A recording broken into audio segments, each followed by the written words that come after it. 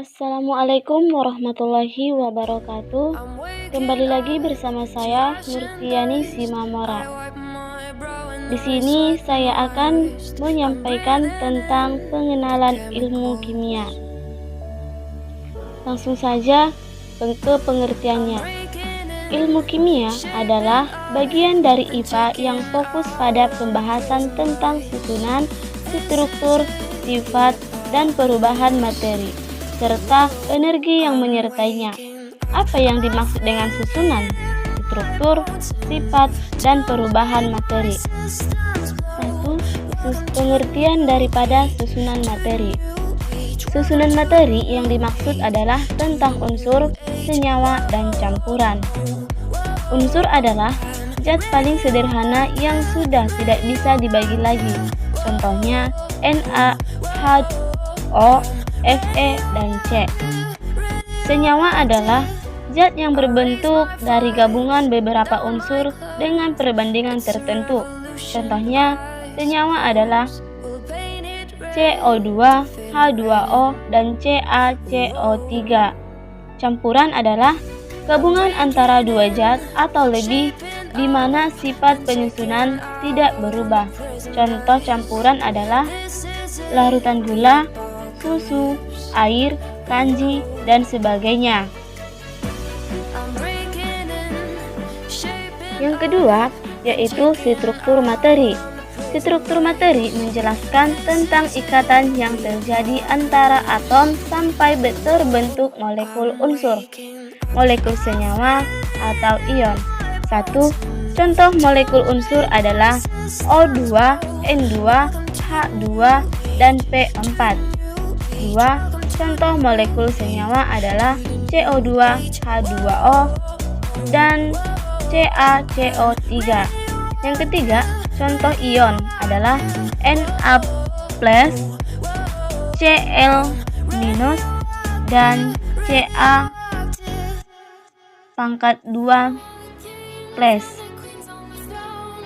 Yang ketiga, yaitu sifat materi. Sifat materi yang dimaksud lebih mengarah sifat-sifat kimia suatu zat, misalnya mudah terbakar, mudah mengalami korosi, mudah bereaksi dengan zat lain, dan sebagainya. Yang keempat, yaitu perubahan materi. Perubahan materi dibedakan menjadi dua, yaitu sebagai berikut. 1. Perubahan fisika.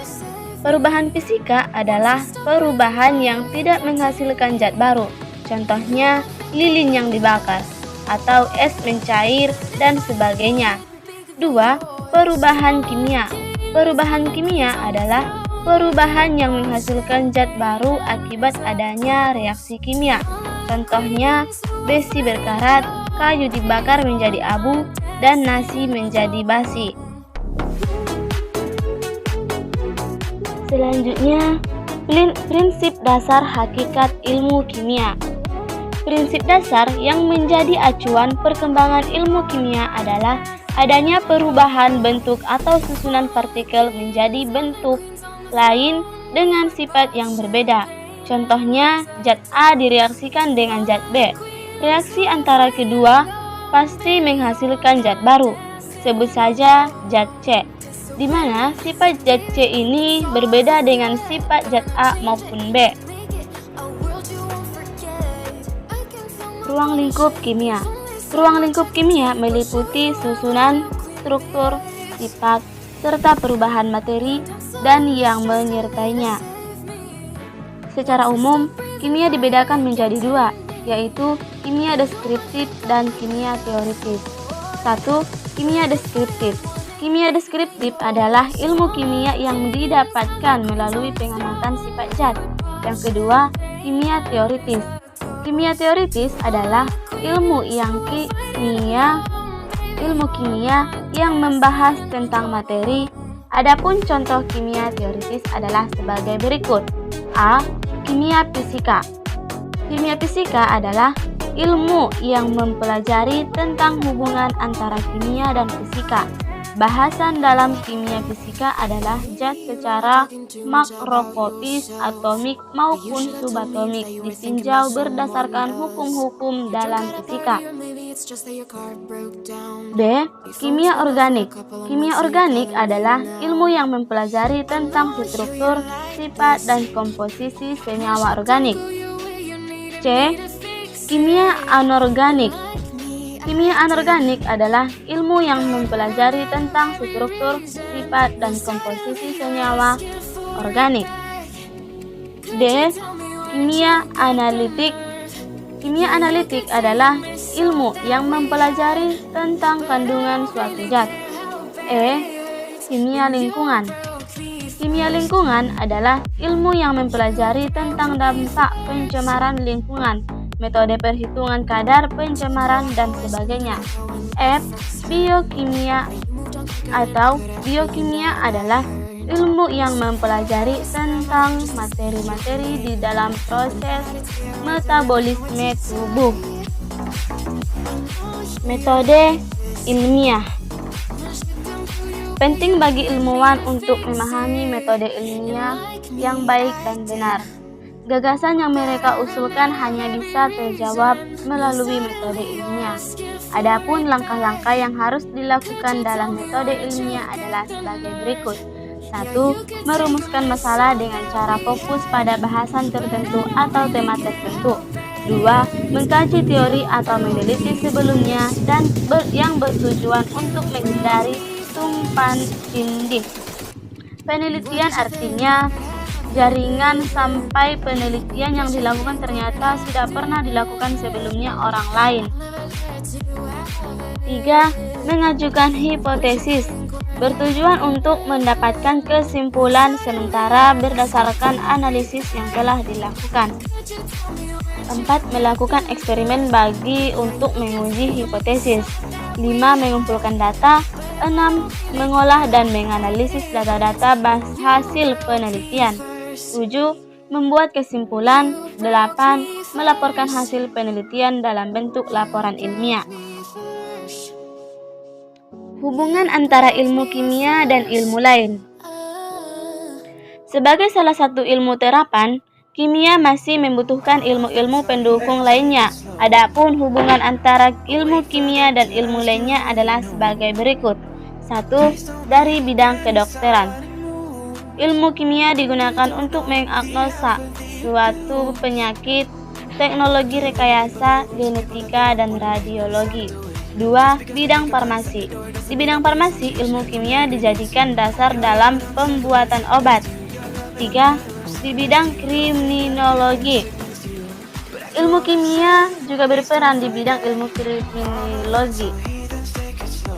Contohnya, kegunaan kimia di bidang kriminologi adalah untuk proses visum, pemeriksaan urin, dan sebagainya. 4. Di bidang pertanian. Di bidang pertanian, kimia berfungsi sebagai dasar pembuatan pupuk, pestisida, dan pemulihan tanaman. 5. Bidang biologi. Kimia ternyata juga berperan di bidang biologi loh. Contohnya, untuk mempelajari reaksi-reaksi dalam tubuh makhluk hidup. 6. Di bidang seni. Siapa bilang seni itu anti ilmu pengetahuan? Untuk menentukan keaslian suatu lukisan ternyata dibutuhkan ilmu kimia. 7. Bidang arkeologi. Peran kimia di bidang arkeologi adalah untuk menentukan umur fosil melalui peluru inti radioaktif. Manfaat mempelajari kimia.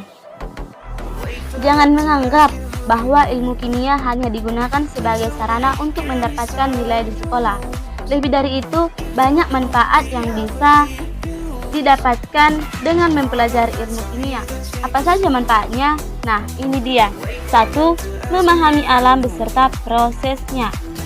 2. Memahami produk-produk untuk berguna dalam kebutuhan sehari-hari.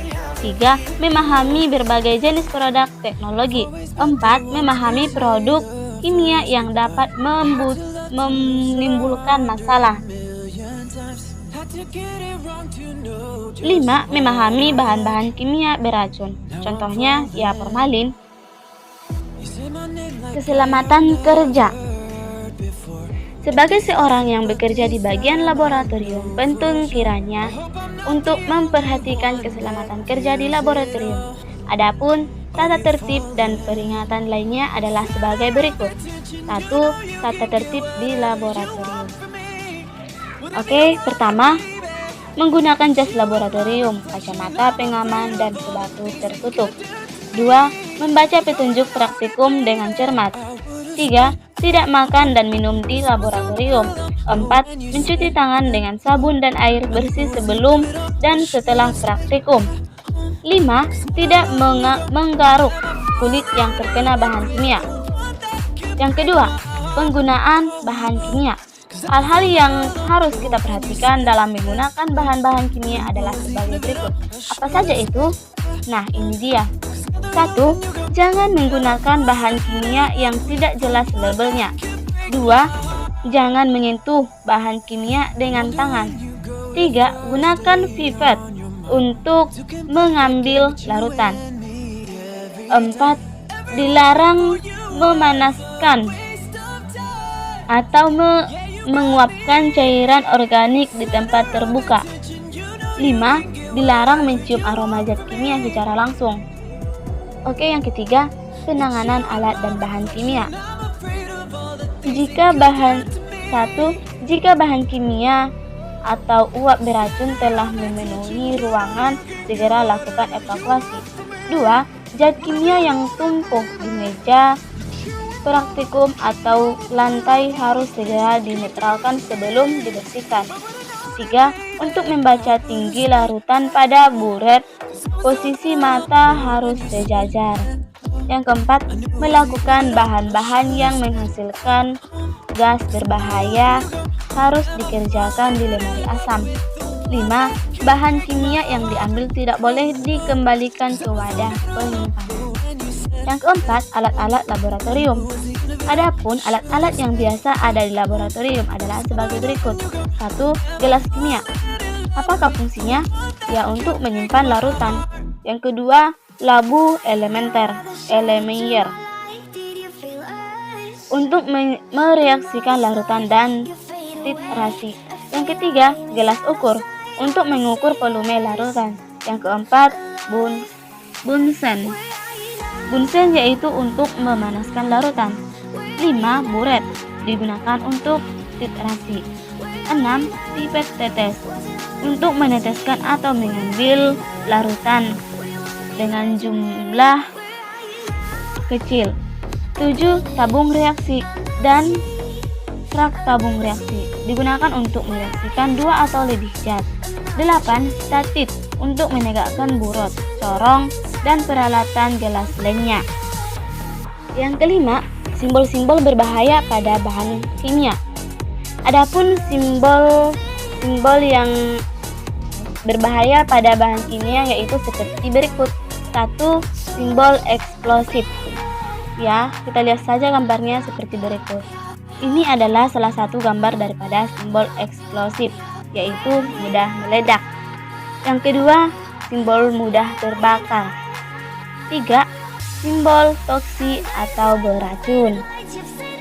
4. Simbol korosif atau mudah berkarat. 5. Simbol iritatif atau mudah menyebabkan iritasi. Itulah ulasan mengenai hakikat ilmu kimia. Bagaimana? Sudah paham kan ternyata kimia itu sangat bermanfaat. Seluruh produk yang biasa kamu gunakan juga tidak akan lepas dari kimia. Contohnya kosmetik. Belajar kimia akan jauh lebih mudah jika diimbang dengan seringnya berlatih mengerjakan soal. Oke, baiklah. Cukup sekian yang bisa saya jelaskan. Jika ada penyampaian atau kata-kata saya yang kurang jelas ataupun yang kurang berkenan di hati, kepada Allah saya mohon ampun, kepada teman-teman saya mohon maaf. Sekian, terima kasih. Wassalamualaikum warahmatullahi wabarakatuh.